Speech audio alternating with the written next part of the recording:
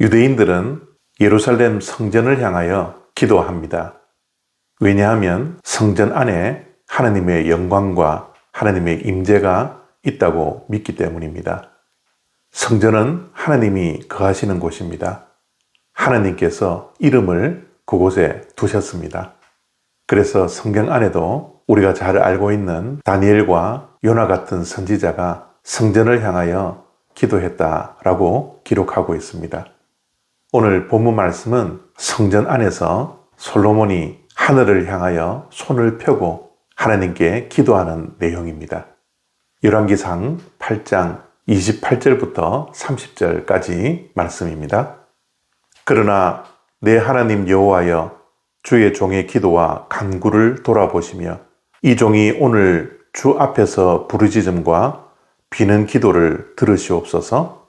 주께서 전에 말씀하시기를 내 이름이 거기 있으리라 하신 곳 이 성전을 향하여 주의 눈이 주야로 보시오며 주의 종이 이곳을 향하여 비는 기도를 들으시옵소서. 주의 종과 주의 백성 이스라엘이 이곳을 향하여 기도할 때에 주는 그 간구함을 들으시되 주께서 계신 곳 하늘에서 들으시고 들으시사 사하여 주옵소서. 아멘.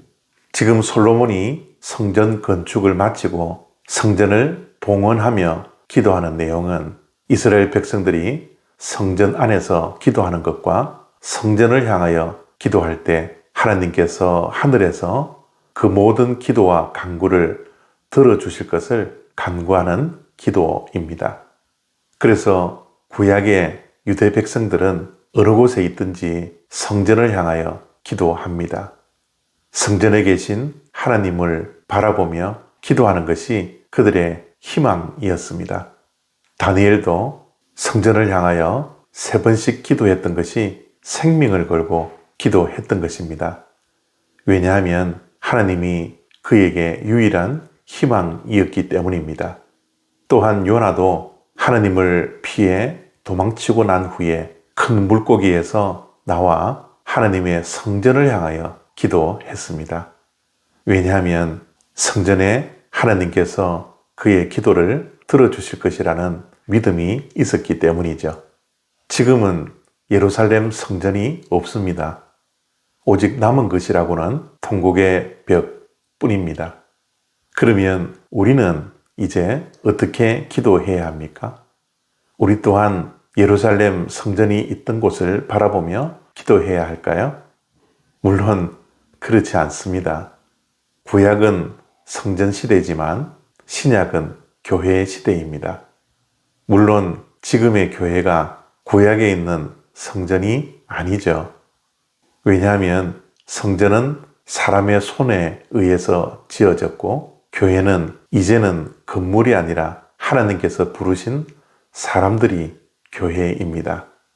우리가 하나님의 성전이 된 것이죠.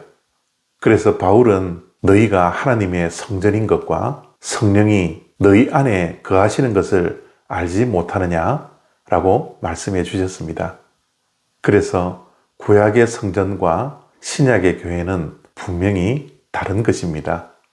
그러나 우리가 기억해야 할 것은 구약시대의 유대 백성들이 성전을 사랑하고 성전을 향하여 기도했던 것처럼 그것이 그들의 희망이었던 것처럼 우리 또한 교회를 사랑하고 교회에 임재하신 하나님과 하나님의 영광이 가득한 교회를 향하여 기도하는 구약의 유대인의 믿음을 우리 또한 가져야 합니다.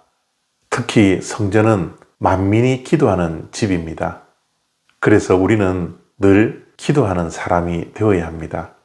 성전을 향하여 기도를 했던 이스라엘 백성들의 기도를 하나님께서 들어주셨던 것처럼 성전 안에서 기도할 때 하나님께서 얼마나 그 기도를 기뻐하셨을까요? 그래서 우리도 교회 안에서 기도해야 할 뿐만 아니라 우리 각자가 섬기고 있는 교회를 향하여 기도할 수 있는 마음 자세가 오늘 우리 모두에게도 필요한 것이죠. 그러나 그러한 것보다 더 중요한 것은 우리가 성전이기에 우리가 기도하는 하나님의 백성이 되어야 합니다. 우리의 마음이 어느 곳에 있든지 어느 상황 속에 있든지 늘 하나님을 향하여 있어야 합니다.